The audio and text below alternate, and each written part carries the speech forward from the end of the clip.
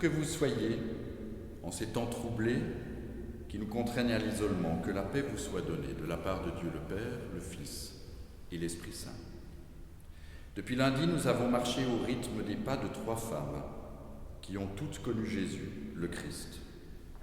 Ce soir, ce sont ceux de Marie que nous suivrons. Regard décalé, mis en scène, il est temps que ces femmes sortent de l'ombre parce qu'elles ont aussi été les témoins de ce chemin-là. Nous avons marché au rythme de mes mots, mais aussi au rythme des notes que Diego Innocenzi a fait danser pour nous. Voici venu le dernier soir. Demain, le soleil se lèvera sur un autre jour, pas encore nouveau, mais annonciateur d'un jour nouveau. Cependant, avant cela, il faut que se produise ce qu'elles ont pressenti, senti et même annoncé, plus finement que tellement d'hommes. Elles qui furent méprisées, instrumentalisées, ignorées, et pourtant, elles avaient raison, bien avant tous les autres. C'est le dernier soir, je le sais, je le sens. Après tout, je l'ai porté durant 9 mois en moi. J'ai senti ses premiers mouvements dans mon ventre, ses premiers coups de pied, ses premiers coups de vie, plus et mieux que n'importe qui. Je sais qui il est. Il est mon fils, mon premier-né, de moi. Et ce soir, je sais que ce sera le dernier soir. Il doit mourir. Demain. Comme il l'a annoncé. Les autres, vous savez, les garçons, eux ne l'ont pas compris. Ou alors ils ne voulaient pas le comprendre. Trop contents d'avoir enfin un Messie, le Messie, leur Messie. Mais ils ne savent pas encore que c'est la dernière Pâque qu'ils vont célébrer ensemble. Mon fils rompra le pain et il élèvera la coupe, selon notre tradition. Et moi je resterai à l'écart, loin de leur table, selon notre tradition. Je resterai dans l'ombre, comme je l'ai toujours fait. Mais moi, ce soir je pleure. Je pleure sur mon enfant. Je pleure sur mon fils. Ô mon Dieu, toi le Dieu d'Abraham, d'Isaac et de Jacob, toi son père, toi le père de mon enfant, ne peux-tu donc rien faire pour lui éviter de boire cette coupe jusqu'à la ligue? Ne veux-tu donc pas intervenir afin qu'il vive au-delà de ce vendredi? Je ne veux pas perdre mon enfant. Il ne mérite pas de mourir, pas lui, ton agneau. D'ailleurs, aucun enfant ne mérite de mourir. Il n'y aura jamais de cause assez grande pour justifier la mort d'un enfant.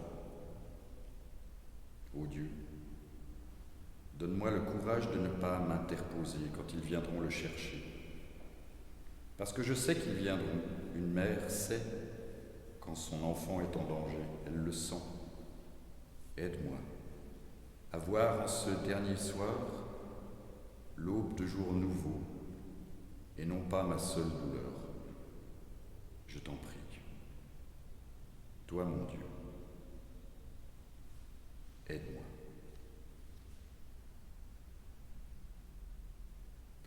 Je l'ai compris dès que l'ange a frappé à ma porte, la porte de mon âme, pour m'annoncer sa naissance. Je le savais, rien qu'en le regardant passer sous le chambranle de ma porte, celle que Joseph, mon amoureux, venait de poser.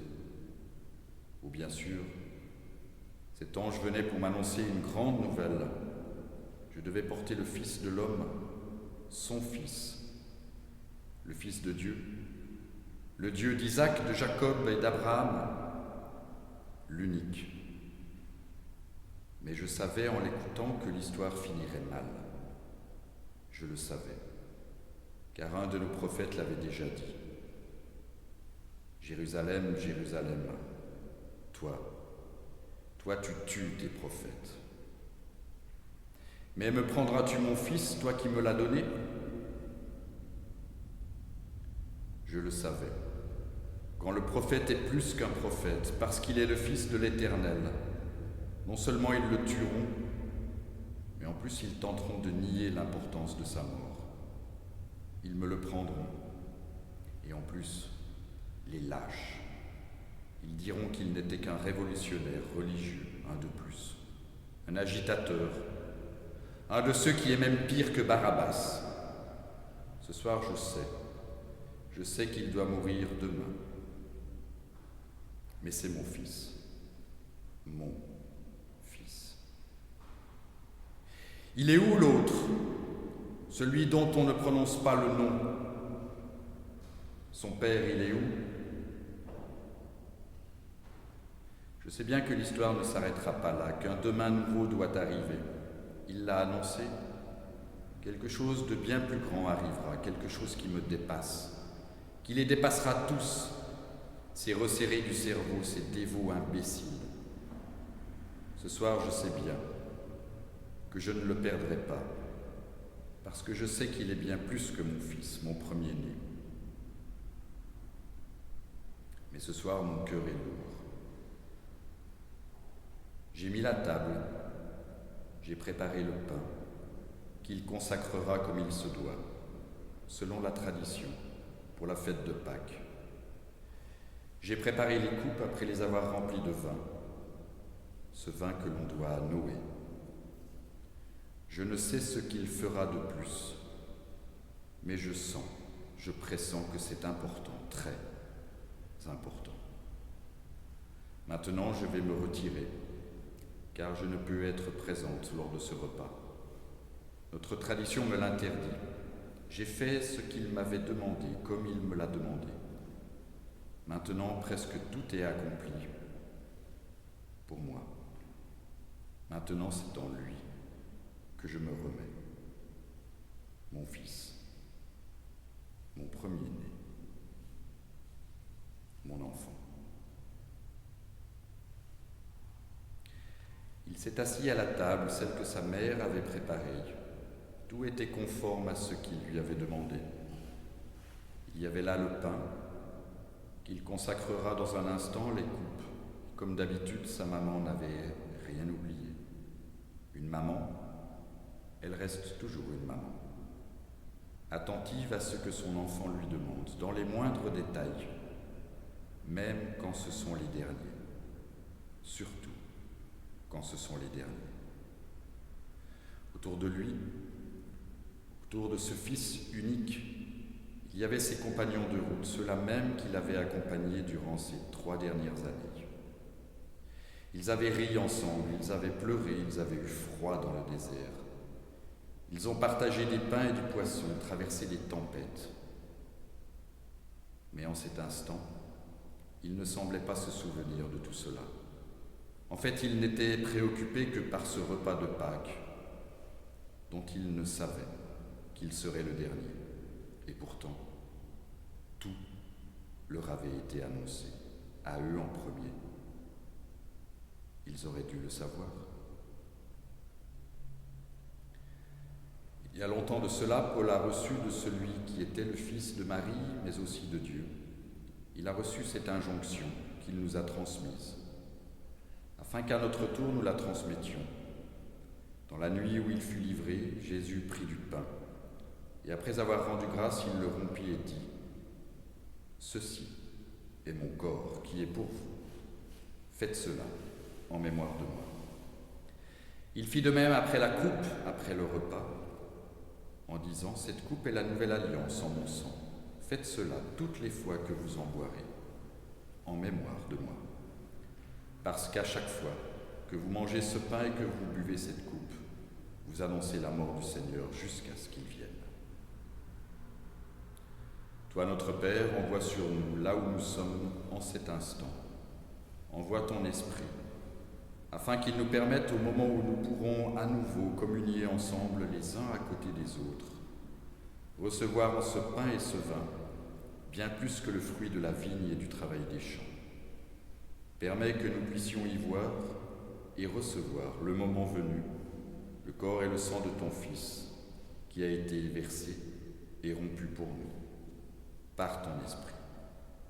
Donne-nous de croire ensemble, et pourtant loin les uns des autres, que ce pain que nous pourrons rompre et cette coupe qui sera consacrée sont la préfiguration de ce qui arrivera quand tu l'auras décidé, rendant ainsi manifeste notre espérance dans la venue de ton royaume. Puisse ton esprit ouvrir notre esprit. Nous t'en prions. Amen.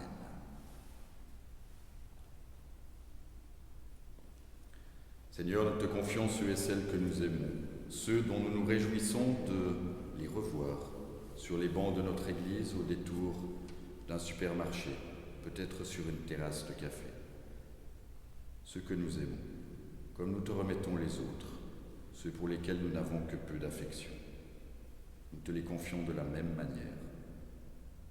Permets que nous puissions les regarder avec un regard d'amour et renouvelé, demain et après-demain. Amen. Il va mourir certes demain, alors nous vivrons. Il va mourir demain, pour nous éviter les affres d'une condamnation à mort qui serait définitive. Il va mourir demain, mais nous, dès aujourd'hui, nous avons la vie. Vivons en paix, au nom du Père, du Fils et de l'Esprit. Amen.